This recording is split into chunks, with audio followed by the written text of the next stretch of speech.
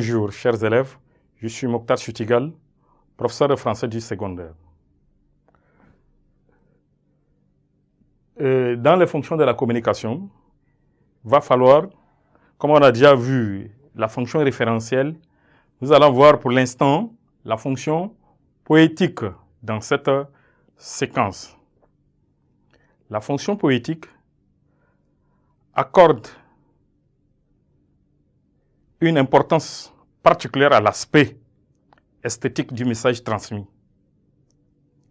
Elle utilise des procédés qui permettent de mettre le langage lui-même en valeur.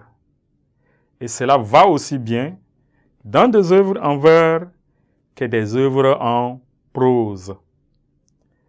Jacobson parle d'accent mis sur le message pour son propre compte. Et là, il y a des exemples.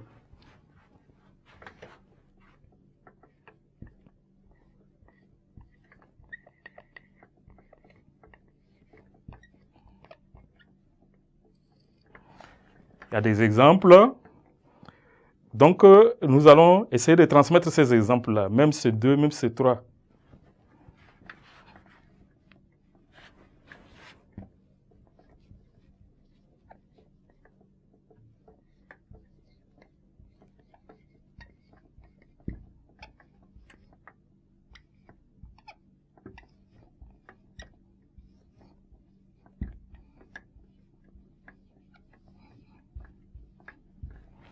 Exemple 1 ici, on dit « Parlez-moi de la liberté ». Parlez-moi de la liberté.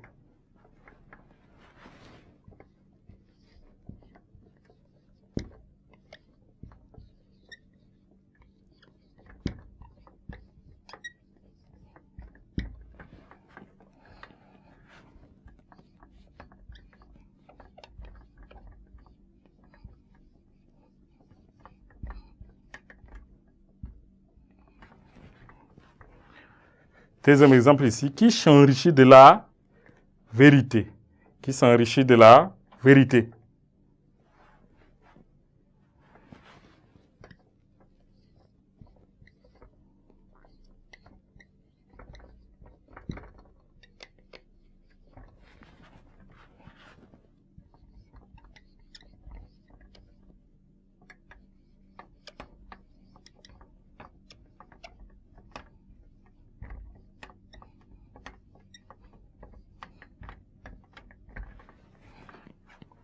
Troisième, de quoi me procurer la liberté. La fonction expressive centre le message sur le locuteur qui cherche à exprimer ses sentiments. C'est ainsi que nous avons, à titre d'exemple, cet exemple, il fait chaud, par exemple. Il fait chaud. C'est une phrase exclamative. Il fait chaud. Quand je disais que c'est une phrase exclamative, ça veut dire que j'avais mis un point d'exclamation là. Mais maintenant, quand je change la ponctuation, j'écris « il fait chaud » avec le simple point, cet exemple devient une phrase déclarative. Ce qui distingue la phrase exclamative de la phrase déclarative, c'est que le locuteur de la phrase exclamative s'implique dans le message. Il a sans doute lui-même chaud. Dans le second message, il a fait simplement une déclaration, une constatation, un renvoi à une réalité. Voilà à peu près ce qu'est de la fonction expressive. Et sans plus tarder, nous allons voir la fonction conative.